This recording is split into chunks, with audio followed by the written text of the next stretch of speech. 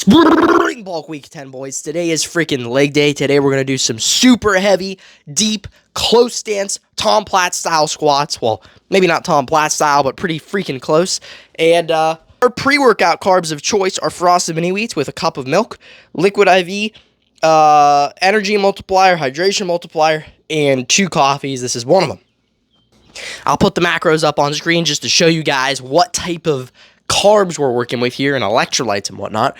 But, boys, it's going to be solid. We're going to start off with calves, and I'll see you guys in the gym. Just, like, put pressure on it, so just to give me extra resistance. So, like, when I'm fully stretched at the end, it's going to be, I'll just show you for a second, like, when I'm like this, push into the seat. I'll let you know when. Yep.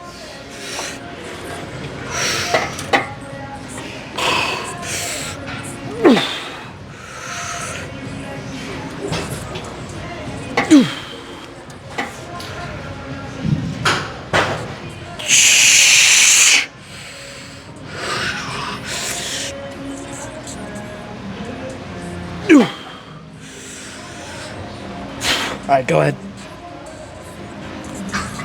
All right, you're good. Oh, that was perfect. Thank you, man. That stretch was intense. For calves, people severely underestimate the importance of getting a massive stretch. If you want to get maximum calf development, have to get a huge stretch. And you have to relish in that stretch. The contracted position, in my opinion, really isn't important. And when my training revolved around full range of motion for calves, I didn't really see too much growth. But when I started implementing partials in the bottom range of motion as my main exercise for calf raises and just progressively overloading that, pausing in the deep stretch, my calves measurably grew on the cut. They went from like 15.25 to almost 16. And you got to keep in mind, this is during a fat loss phase in a deficit. So I can only imagine the type of growth I'm going to see with this during the bulk.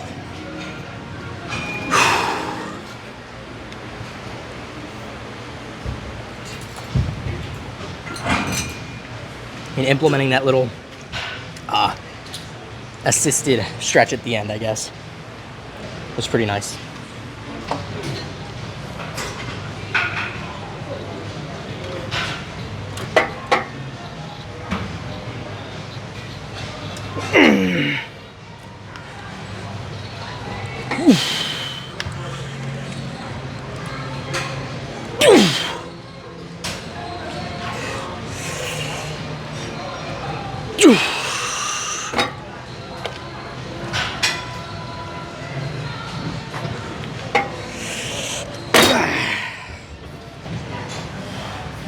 I don't know how true this is, but I saw Dorian Yates talk about how if you just sit after your sets on leg day, you're letting waste products build up in your legs. And that probably is true to an extent. It's probably good to keep it moving.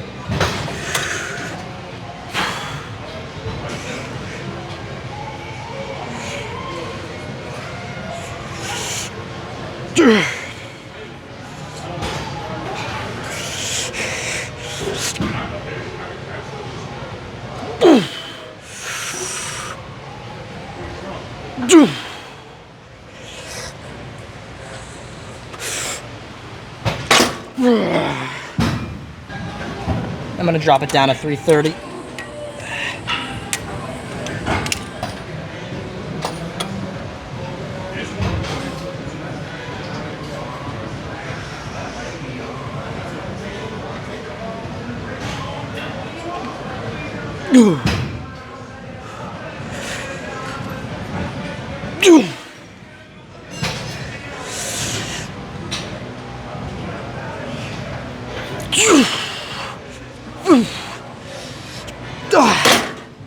Alright, this really took a while to figure out because it's a weird angle, but these are the calves so far.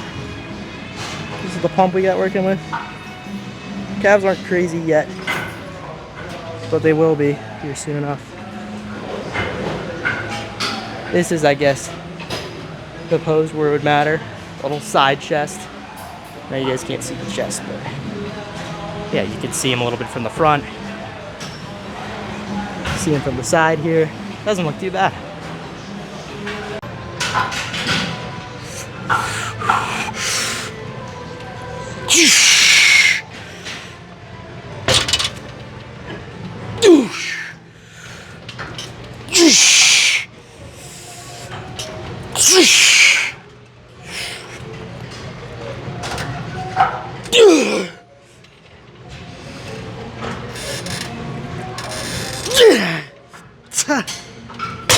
Ah, all right.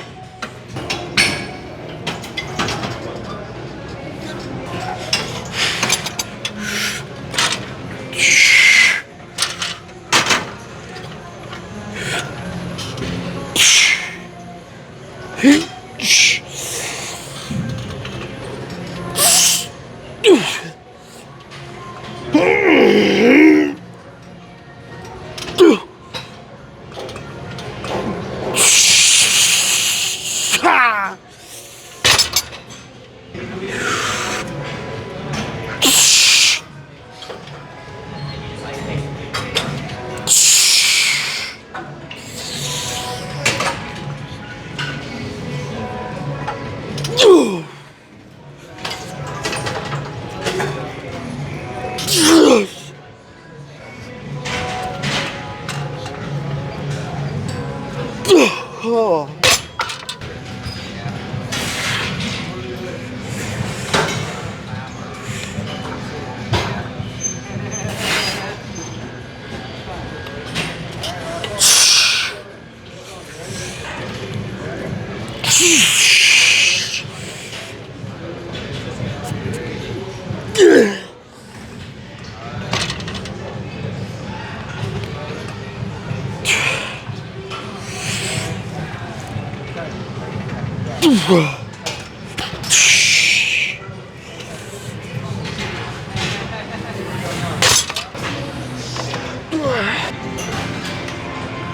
I feel like with any weight that's above a certain point, it's very possible to have a perfect range of motion, right? Like any weight for me, really above like 90 pounds on this for one leg is very difficult to like pause up here.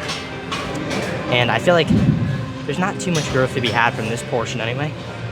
So why go super light and limit yourself in every other part of the range of motion, right? Like 80% of the range of motion.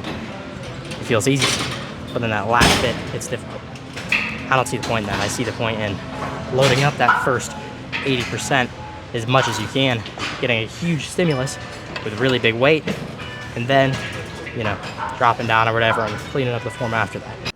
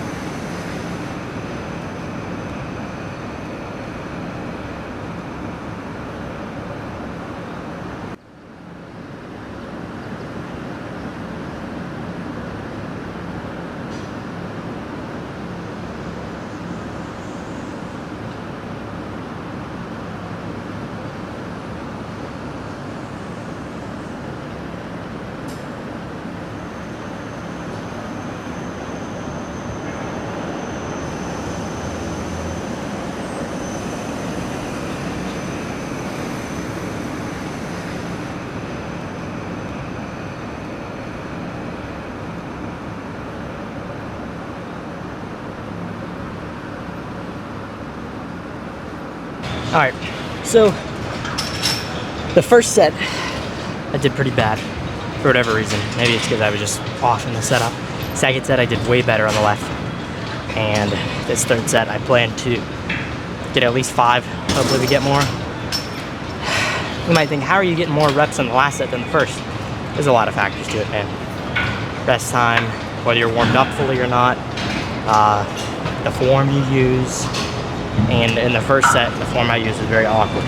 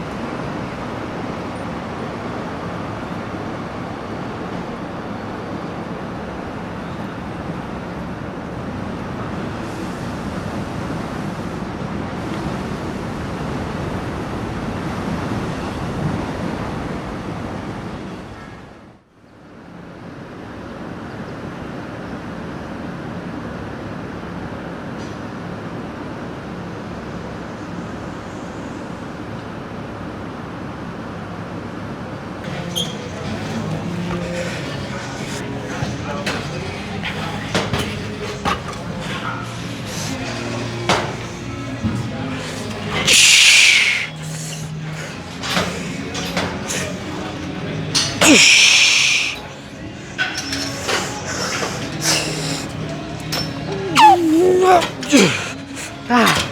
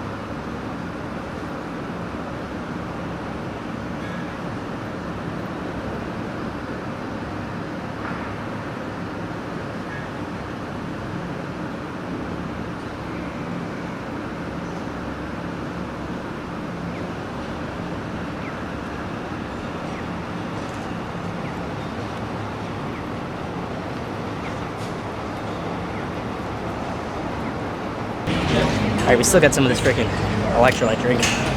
I might try to finish that off, I don't know, before I hit these hack squats. Squat shoes are definitely a necessity if you want to get the most out of your squats. And a lot of people might disagree with that, but the best quads, in my opinion, are quads that squat deep.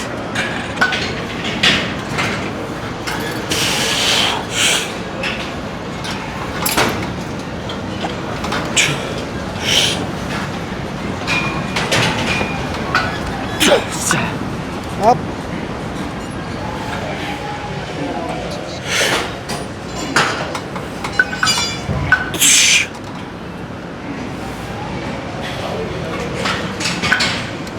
Alright.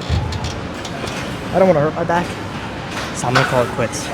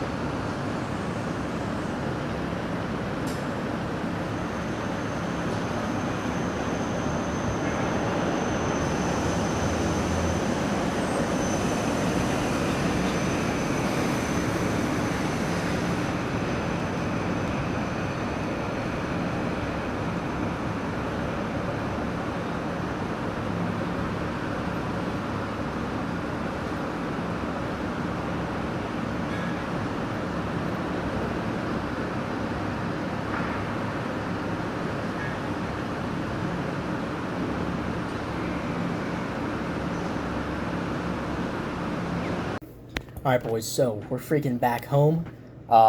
Session was solid. Nice little physique check there at the end. And boys, we got a freaking Ninja Creami. If you guys watched yesterday's video, you saw that I was very excited about that. Or it might have been the video the day before. Either way, dude, I got a whole tub here, 4 servings of full-fat Greek yogurt with a tablespoon and a half of honey. And dude, I gotta say, this is freaking amazing. It's ice cream. It's literally like ice cream. It's frozen yogurt, basically. And then for dinner, we have a sweet potato with 2 burgers. And obviously a very high protein meal. Very, very nice to consume.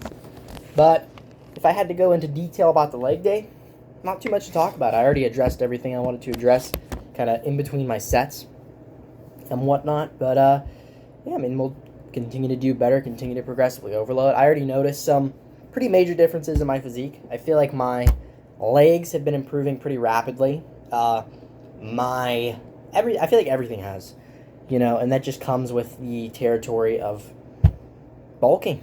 You know, if you're doing things right, if you're progressively overloading, you're going to see really big gains overall. And it's definitely worth it. A lot of people are scared to bulk because they want to maintain this image of leanness. But in reality, that's fleeting anyway. You know, if you have more muscle mass, you'll be leaner all the time. So, you know, I'd rather be the guy who's always walking around at like 215 and maybe he's like 20% body fat, but he was willing to put on the muscle to get to that point, versus the guy who's like always like 165, you know, and super lean, whatever, and never puts on mass. Because at the end of the day, the guy who's 210, 220, he'll be able to just cut down to like 180 and be shredded and have a solid 15, 20 pounds of muscle on the guy who's 160. So, I don't know. I just threw out some raw math. Maybe that's totally inaccurate, but you guys get what I'm saying. Bulk and you'll be leaner because you'll literally have more muscle mass. Unless you get super fat, then you won't be leaner, but you get what I mean. So, anyway, we'll see you guys later for something. I don't know. I'm probably going to work on a project, and I might like film it like a cool montage.